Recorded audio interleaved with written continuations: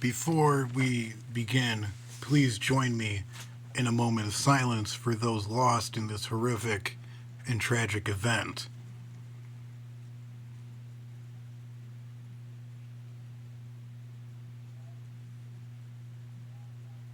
Thank you. And now, on to today's documentary. In terms of violence and brutality, very few periods of the 20th century can ever come close to the 100 days between April and June of 1994 in the landlocked African nation of Rwanda. It was during these 100 days that ethnic tensions gave way to murder at a speed and on a scale that not even the Germans at the height of the Second World War came close to achieving. The Rwandan genocide was staggering on so many levels. It managed to draw in many from the population and from all walks of life through a steady stream of propaganda that not only underpinned the idea of supposed racial superiority, but also highlighted the need to exterminate a sizable portion of the population. This is a dark story, probably one of the darkest, let's be completely honest. And I hesitated to tell this story for quite some time, but I realized that this is a story that needs to be told now more than ever, because those who do not listen to the dark and painful moments of history and ignore them are doomed to repeat them. With its dark and evil roots stretching through Rwanda's disastrous colonial period and even long before. This is the story of two groups who had lived side by side for hundreds, if not thousands, of years and who passed the baton of racial superiority and subsequent racial subjugation between them until it erupted into mass murder on a truly shocking scale. The events that erupted in 1994 had long been in the making. The first settlers to arrive in Rwanda were the Twa, a group of Aboriginal Pygmy hunter gatherers who settled in the area between 3000 and 8000 BC. This group is still in Rwanda today, but it is the other two groups that the events of 1994 were framed around, the Hutu and the Tutsi, both of which arrived in the area much later, sometime between 700 BC and 1580 AD. It is not entirely clear just how different the racial divide between the Hutu and the Tutsi were at this point. The differences were more evident along caste and social lines, with the Tutsi predominantly being cattle herders and the Hutu farming the land. Certainly at this stage, there was nothing like the bitter hatred that would explode near the end of the 20th century. Over time, groups grew into clans, and these clans grew into kingdoms until Rwanda was composed of 8 different kingdoms by the year 1700, until they merged into the singular kingdom of Rwanda by the mid 18th century under the rule of a Tutsi king.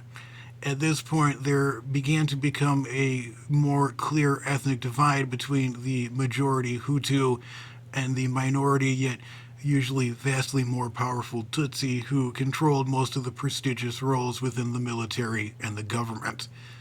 This period before Rwandan colonialism should be noted because while the Germans and then the Belgians certainly inflamed tensions between the Hutu and the Tutsis to deadly proportions, these dividing lines already existed before their arrival. At the Berlin Conference in 1884, ignorant and arrogant white Europeans, many of whom had never stepped foot in Africa, were tasked with covering up the African continent amongst themselves, and Rwanda fell under the control of the Germans. The Germans brought with them the pseudoscience of eugenics, the bizarre idea that there are superior and inferior peoples in a complex society, and that the superior peoples are destined to rule over the inferior peoples. The Germans concluded that the Tutsi were the superior people of Rwanda in comparison to the Hutu and the Twa. This was due to the fact that the Tutsis were taller, lighter skinned, and were already in positions of power before the Germans arrived. The Germans favored the Tutsis for the most prestigious roles in the colonial government. The Germans loved the Tutsis, and the Tutsis loved the Germans. The Rwandan king at the time was by no means anti German and was more than happy to use Germany's military might to his heart's content. But the German colonial period would not last forever. By 1918, with Germany having lost the First World War, Rwanda was given to the Belgians. The Hutus hoped that the Belgians would be more fair and just to them, but that did not happen. Instead, the Belgians imposed a far more stricter system of racial subjugation than had ever been seen in the country before. The Belgians introduced identity cards that stated clearly if the individual owning the card was a Hutu, a Tutsi, or a Twa. Rwandans were required to carry these cards at all times. The Belgians continued to hand out jobs and privileges to the Tutsis. 80 years before the horror of the Rwandan genocide, the seeds of resentment and hatred were being sown. By the 1950s, there was an air of change sweeping through Rwanda. The resentment felt by the Hutu for supposed racial inferiority began to bubble to the surface. A Hutu emancipation movement that began shortly after the end of the Second World War was picking up steam and bearing fruit. There was a greater number of Hutus in Rwanda's educated elite and within the Catholic clergy, but this was small fry when you take into consideration the decades or centuries, depending on how far you want to look back, of subjugation of the Hutu by the ruling Tutsis. One of the biggest sparks of what would become known as the Rwandan Revolution was the attack on a man named Dominique Monimabutwa, a Hutu politician who was brutally attacked by Tutsi extremists on November 1st, 1959, after attending Sunday Mass with his wife. Well, Monimabutwa survived the attack and would later go on to become Rwanda's first president after receiving independence. The rumors that he had died as a result of the attack led to violence as Hutu groups sought revenge. Suddenly, attacks were coming in from both sides, with Belgian rulers either unwilling or unable to intervene. Elections held in 1960 unsurprisingly returned a huge Hutu majority and quickly led to the Tutsi king being deposed and forced to flee from Rwanda. In 1962, Rwanda was granted its independence from the Belgians, but the violence still continued, and more than 300,000 Tutsis fleeing Rwanda fled to Burundi, Tanzania, and the Congo. By the early 1980s and early 1990s, these displaced Tutsis began plotting their return under the banner of the Rwandan Patriotic Front, or RPF. A series of skirmishes saw the RPF being pushed back, while inside Rwanda, a simmering hatred and distrust of the Tutsis led to the formation of a political movement known as Hutu Power, which could only be described as horribly racist. The kind of racist propaganda that a failed Austrian painter turned German dictator would have absolutely loved. Under a document known as the Hutu Ten Commandments, the supremacy of the Hutu people was laid in stone while calling for a complete separation of the two groups, the Hutu and the Tutsi. So, as we reach the gates of hell, Rwanda has come full circle. Those who were persecuted as lesser people now held the same beliefs as those who believed themselves to be superior. The smoldering powder keg was about to explode. It's very difficult to say where the roots of the Rwandan genocide began and exactly how far they went. There was certainly hatred between the Hutu and the Tutsis for quite some time, but the step from hatred to actually eliminating an undesirable group is a huge one. The shooting down of a plane carrying the Hutu president of Rwanda on April 6, 1994 may have sparked the genocide, but devious forces had been at play for years before this. As early as 1990, huge amounts of machetes, saws, razor blades, axes, knives, and scissors were distributed around the country under the guise of a shadowy civil defense network. This period also saw the formation and expansion of militias and paramilitary groups. These were known as the Interwahamwe, or those who stand and fight together, and the Impuzamugambi, or those who share the same goal.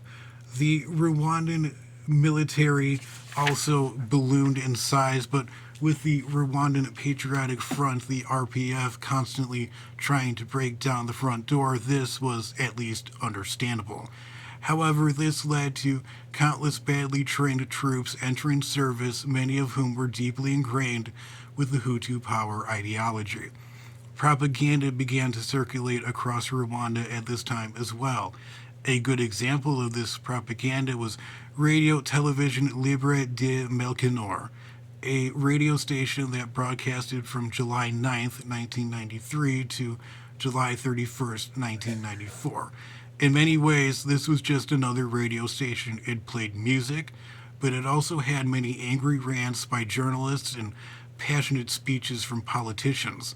Nothing strange there, you may be thinking, only that this station was used to broadcast anti Tutsi propaganda only that often referred to the Tutsis as cockroaches.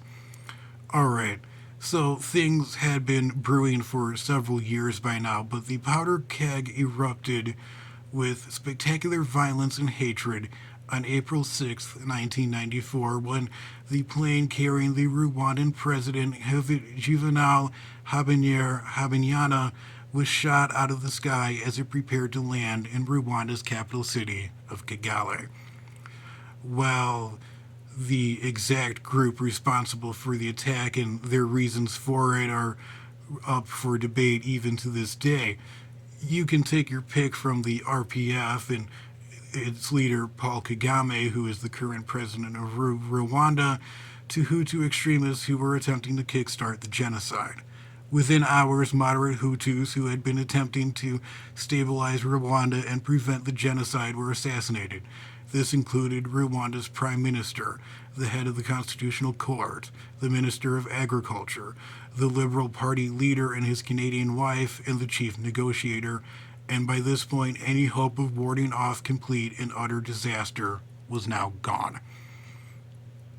The chaos that had been unfolding in Rwanda for years led to greater and greater calls for intervention.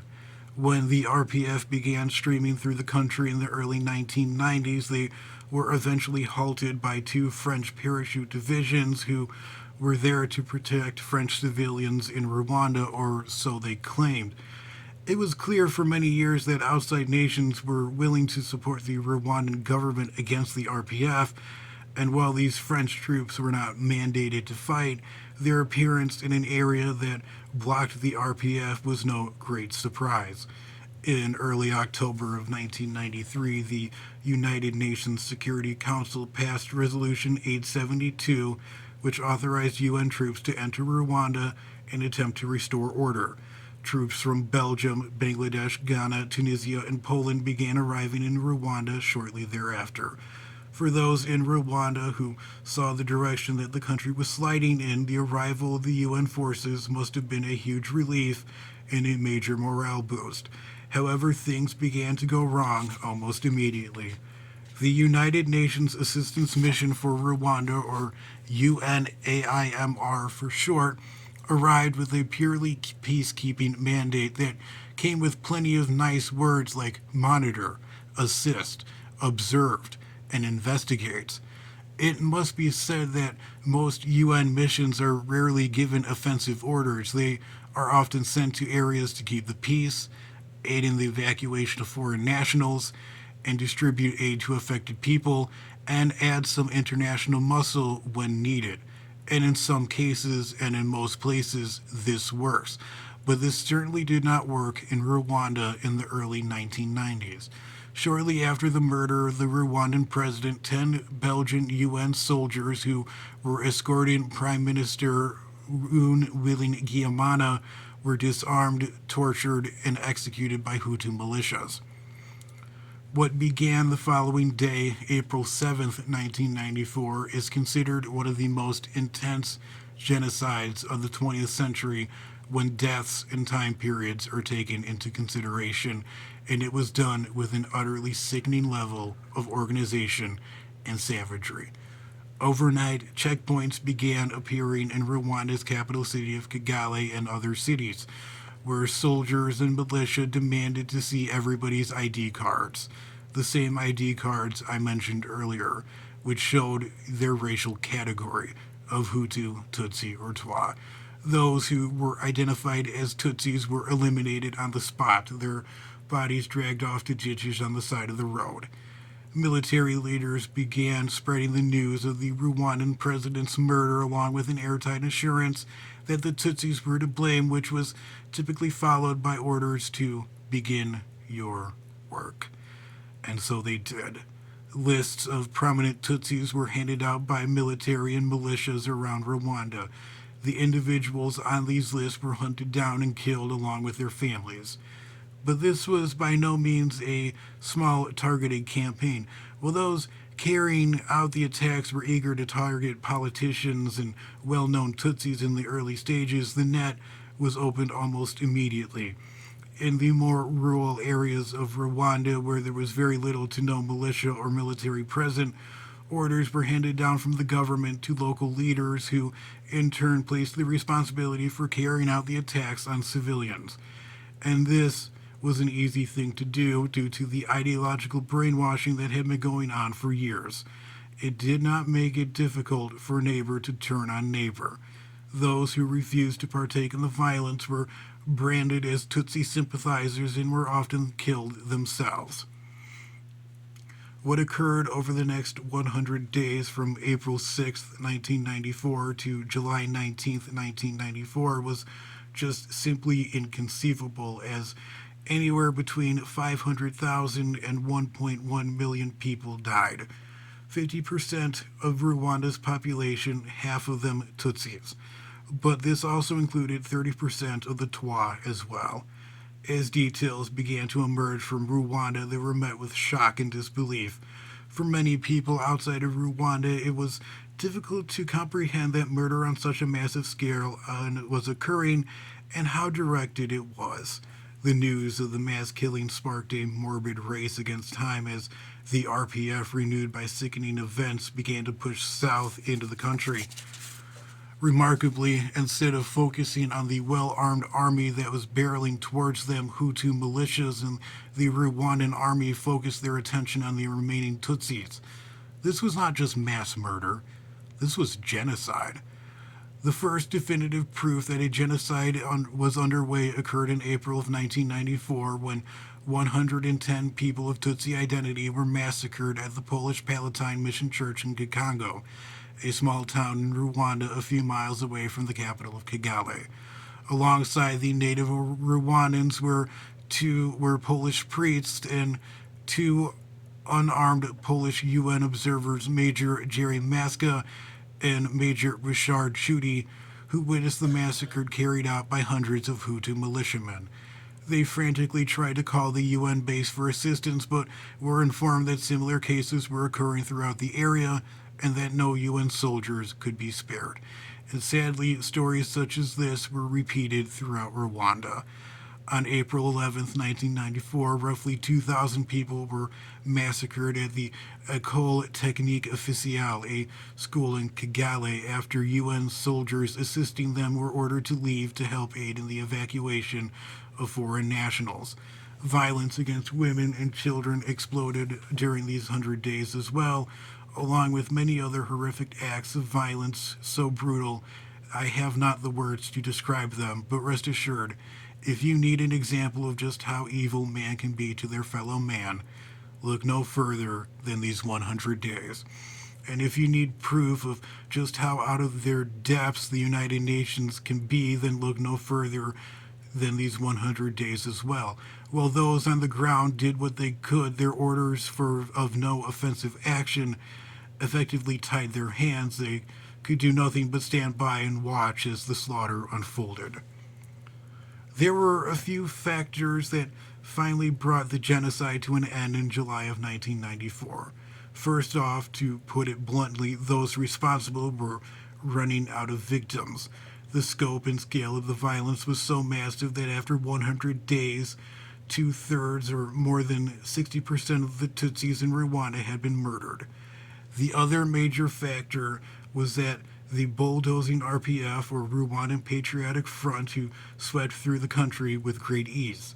The intense focus on the Hutus' part to eliminate the Tutsis, the Rwandan government, military, militia, and militants allowed their enemies to steamroll through Rwanda with the assistance of neighboring Uganda. During this time, the United Nations made pleas for a ceasefire, but it was rejected by both the Hutu and the RPF.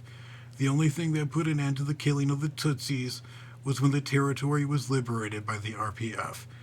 With their authority collapsing, the Rwandan government fled the capital city of Kigali to Gisenyi in the northwest of Rwanda after the RPF took the capital city of Kigali on July 4th, 1994, and then Gisenyi on the 18th of July, 1994.